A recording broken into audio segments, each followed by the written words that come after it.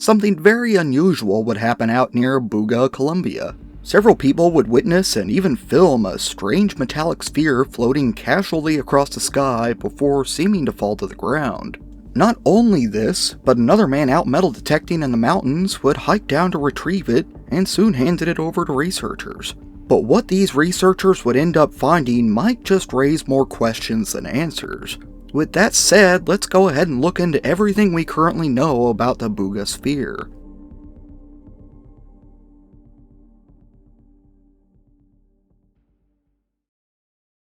Just a couple of months ago, on March 2nd, at around 12:45 p.m., the first video would be filmed by a woman named Maria, who would comment on the strange object as the video progresses. She seems very curious about what it could be, and almost immediately states that there's no way it could be a balloon due to how it was floating around. She would also say that the sphere seemed to glow different colors and overall looked metallic. To her, it seemed as if it moved deliberately, as if controlled, in different directions, zigzagging through the air. And the video would sit on her phone for the next few weeks before it was uploaded to YouTube on March 26th, and then quickly became a sensation and was shared around the internet. At first, nobody even knew any details about this footage, where specifically it was filmed, who filmed it, or what the object could have even possibly been. All that anyone knew was that a strange metallic sphere had been filmed flying over somewhere in Colombia. That is until a few days later, when a second clip quickly started to spread across all corners of the web. This recording would show the sphere right above the person filming, but it seems to move off towards a nearby city fairly quickly. They watch it for a while, zooming in and out and trying to get it from different angles, and as the clip proceeds, we see it start to slow down before losing altitude and quickly falling to the ground. Although this is all we would see in this clip, another video would surface showing a couple of men hiking down to the object to retrieve it. The man filming would claim that during the video you can see it cross some high voltage power lines which caused a spark against the sphere and then caused it to fall to the ground. When he picked it up, it was fairly light, only weighing a couple of kilograms. It was also oddly cool to the touch and reminded him of a refrigerator. Choosing to remain anonymous, this man, only known as Jose, strongly believed that this must be some kind of alien technology. The nearby town is soon identified as the mid-sized city of Buga Colombia. Buga is a very old town, and Jose claimed that he was using a metal detector in the mountains that day in search of treasure or ancient coins that were often buried in the nearby areas. Feeling that this discovery was out of his league, he decided to contact the team that made the metal detector, German company, and see if they could figure out what the object truly was. During this next video, we would now see the first images of the sphere up close. First, we see a picture of Jose holding the strange object. Next, we can see it on a scale, which now appears to show that it weighs about 10 kilograms. The sphere would then be given to Daniel Velez, an entrepreneur from Buga and a co-owner of a German company. They manufacture electromagnetic devices that claim to be designed to detect metals, other mineral deposits underground, and sometimes even oil. And this is when it's said that the formal investigation of the sphere officially began. German company would first notice the strange, intricate figures carved on one section of the object. They weren't sure what any of these symbols meant, but they thought they were able to make out a certain shape in the center of the carvings, something that looked very much like a computer chip. There even seems to be small circuits running off and ending in small colored points. They would speculate that this was possibly some kind of quantum computer chip embedded within the sphere. The team wasn't entirely sure that the video and object were even real at first, and would also speculate that it could have been a communication device that had fallen off of a plane or satellite. But after searching and not finding anything similar to this object, they concluded this must be some kind of unknown technology. They would then move on to some other basic tests that they were able to perform at their lab, which seemed to include holding a blowtorch up to it. They claimed that when it was exposed to fire over 400 degrees Celsius, the object itself never even heated up. Then, a few days later, German company would also post a video of a young woman pouring water over the top of the sphere. They show how the water appears to evaporate, even though it doesn't feel hot to the touch at all. Velez said, "When I poured water on it, it started to smoke, and the water vaporized instantly." The team would also state that the weight seemed to vary throughout the day, and it seemed much lighter than they would ever expect a solid metal ball to be to begin with. It was always measured to be between 2 kilograms and 10 kilograms, even though they said it should be closer to 80 kilograms. Some researchers now even speculated that the sphere, although now damaged, could levitate before it crashed, and this is what was causing the varying weights.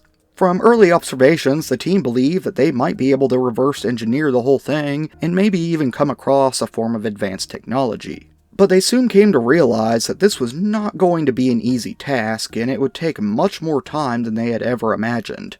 Velez really wanted to drill a hole in the sphere and stick a small camera inside in order to see the innards, but many people would advise him against this. It seems that many were concerned about the contents and were worried that the team could at least contaminate it or at the most expose themselves to a toxic substance. Around this time, Velez would claim to have been contacted by the Colombian government and asked to hand over the sphere, but he would refuse. He said that he couldn't just give it over to the government because then the object would never be seen again. Soon, Velez, Jose, and the German company would all be flooded with emails and phone calls inquiring about this sphere. Some wanted to just find out more information, while others wanted to research it for themselves. Velez would later say that Spain, Russia, and a couple of other countries had even offered to buy it from them. He would later state that he refused all of these offers because he wasn't interested in profit, and he really wasn't interested in giving some potentially dangerous technology into the wrong hands. The German company would then go dark for a couple of weeks, and the location and status of the sphere became a mystery. But soon it was revealed that he had given the strange object to a well-known UFO researcher named Jaime Maussan. Maussan first gained international attention in 2017 when the alien mummies from Peru were making the world news. It seems that Velez and his company were quickly becoming overwhelmed with all this and decided to now ask world-famous Maussan what to do. He would tell them that to ease the pressure, they simply had to hand the sphere over to him and he would take on all of the inquiries. And this is exactly what they would end up doing. They even posted a statement online detailing how the German company no longer had possession of the sphere, and it and its employees now had nothing to do with the investigation moving forward. And this plan seemed to work too. Velez said the attention almost immediately gravitated towards Maussan, who was already on his way to Colombia, and people would even send him messages saying that they were happy that he gave it to such a reputable ufologist. They all then met up in Cali, a city near Buga, and the sphere would be handed over. Maussan would even describe this as one of the most exciting trips of his life. At this time, Velez would be interviewed and even open up about how he had always wanted to see a UFO. He described that even though he had thought he had seen a few, they would always turn out to be something more ordinary like a balloon or lantern, and he was very excited to see this sphere was different. Not only was it filmed by 2 people, but they also physically had it in their hands. He was, however, a bit disappointed that they no longer had possession of this object, but said that the company had to distance itself from topics like this. But after saying this, Velez and an employee of his would take this opportunity to show off one of their metal detectors around the sphere, and claim that it was reacting to some strong magnetic field that it was generating. During this interview, Velez would also talk about the experiments they had performed, as well as details about the man that had found it, details that aren't mentioned anywhere else. Velez would claim that Jose had actually become sick for about 3 days after he picked up the object.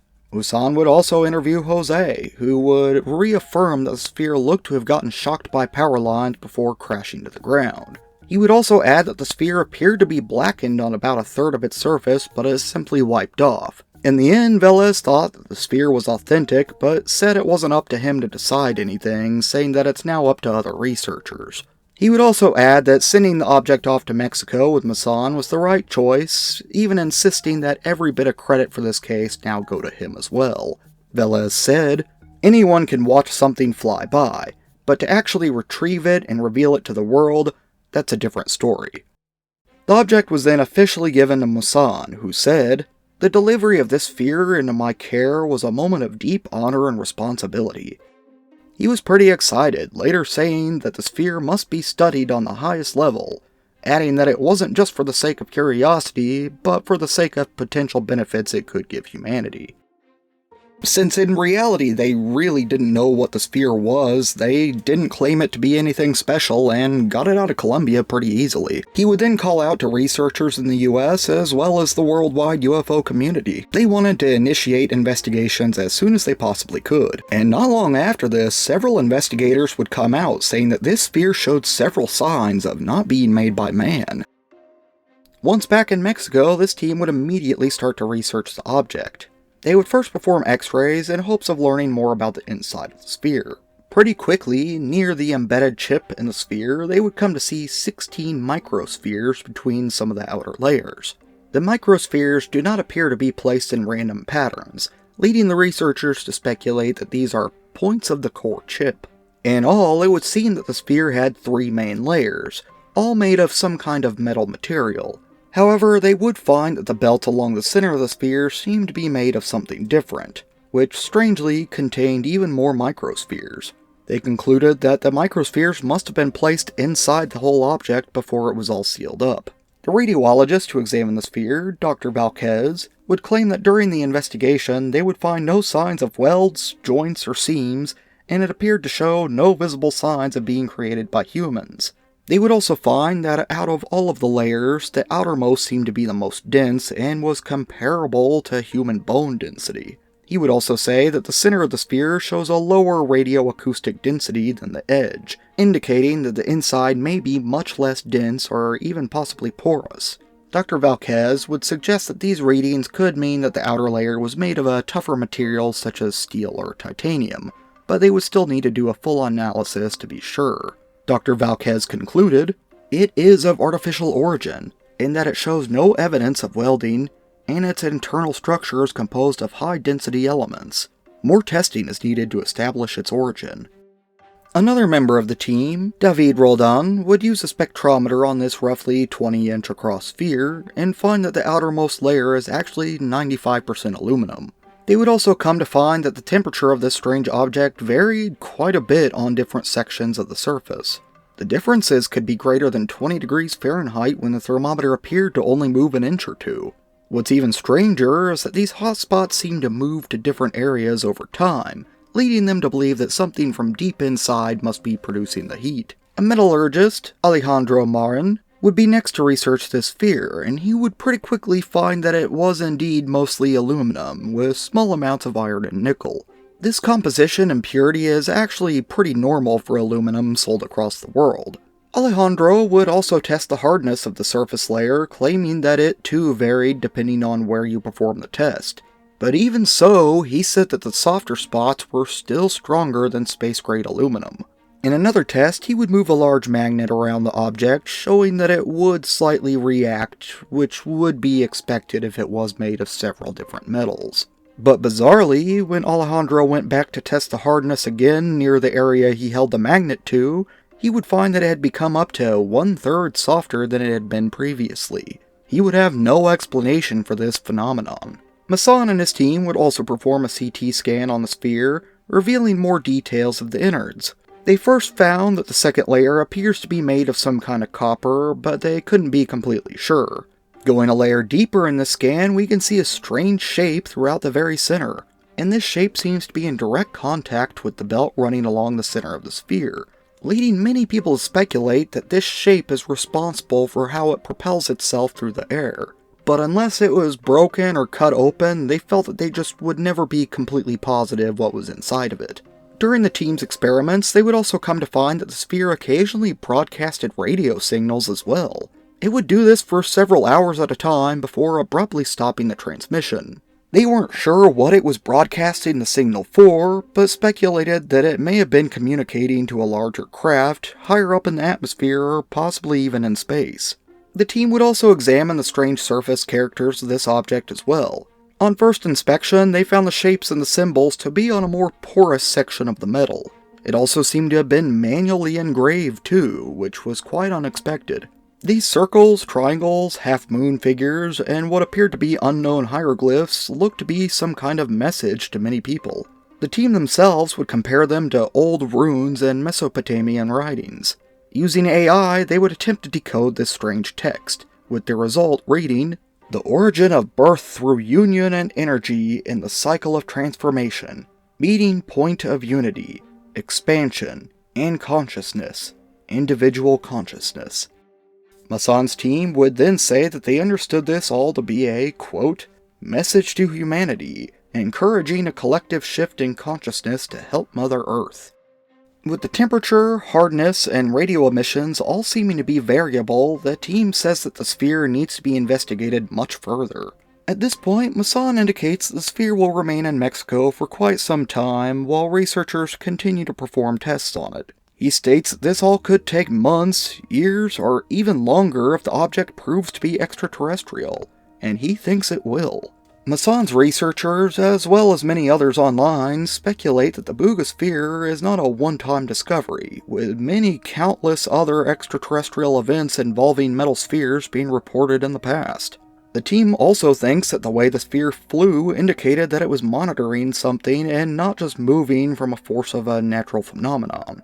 Others think that the spheres could be part of an autonomous alien surveillance system that operates worldwide, and they send them out to keep an eye on areas with significant human activity. They theorize that these may also just act as relays for larger devices that together form clusters that align in patterns similar to some microwave communication networks. A few researchers even believe this is, quote, a coordinated, possibly non-human effort to monitor and perhaps influence human activity. But even with all these theories and findings out there, many just don't believe that the sphere is actually anything extraterrestrial at all. Many are under the impression that it's nothing more than a hoax made with balloons and video editing. Some skeptics believe that it's nothing more than a silver balloon taking off from the ground played in reverse. However, when examining the footage, you can see birds and cars appearing to be moving normally in the right directions. This all means that the balloon and editing theory is unlikely but not entirely impossible. But on the other hand, as many others have been able to make similar footage using CGI and posted very similar videos across social media platforms. Hopefully at some point an expert can analyze this footage and tell us if the object we're seeing is actually physically there or not. But at this moment, we just don't know how real the original videos actually are. Although there are a few eyewitnesses in this case, no official reports were ever made to the Colombian government. In the local area of Buga, some do believe the sphere was an alien object, saying that there are many different unexplained phenomena that happen in that region. But other citizens think it's nothing more than a hoax, and some even joke about the spheres being real-life Dragon Balls. The belief that it was simply just a hoax is also shared by many, if not most people following the topic across the internet. And with this said, several suspicious details can be seen across multiple videos. Many point out that Velez, the co-owner of German company, really didn't seem like he was trying to distance himself or his company from the case in the slightest. Many think that it was actually the opposite, that this was all just an elaborate stunt to bring more attention to his metal detector company. In all but the original two videos, you always see either a German company banner or one of his employees wearing a similar shirt. They also seem to exaggerate their labs within the clips, with many wondering if a company that manufactures metal detectors would even have any equipment to really analyze the object at all. In some footage, we also see them wearing antibacterial suits while examining the sphere, but then later on, we see an unsuited girl pouring water on it and touching it with her bare hands. Even during the interview with Musan's team, Velez almost seemed to be attempting to advertise his products more than actually discuss the sphere. Skeptics think that it's more likely that this means it was all just a publicity stunt meant to drive up sales for German company. I personally looked into the German company site, and I do have to say it does look a bit sketchy. The products they sell are extremely expensive and honestly look more like toys than actual metal detectors. Many of them are even described as dowsing devices, which raises some eyebrows by itself. Dowsing is the practice of using metal rods or other devices in order to find underground water, oil, or even treasures. But nowadays, it's widely believed just to be pseudoscience. On another note, just the fact that Musan now has the sphere in his possession causes a lot of people to dismiss the Colombian sphere entirely. Back in Velez's interview, he would claim that he didn't want to profit off the sphere and that's why he handed it over. But there are some obvious problems with this statement. For one, all of the advertisement he got from the publicity could be by itself pretty profitable. And many wonder why they would give it to Masson, a man who has made a lot of money by presenting similarly suspicious cases in the past. In the end, it seems that this case might just lean towards being a hoax created for the purpose of publicity. But it's really just impossible to know for sure until more information comes out. Either way, the video continues to grab the attention of thousands of UFO enthusiasts and skeptics each day, with even the slightest chance of this sphere being extraterrestrial in origin just too interesting of a topic to pass up.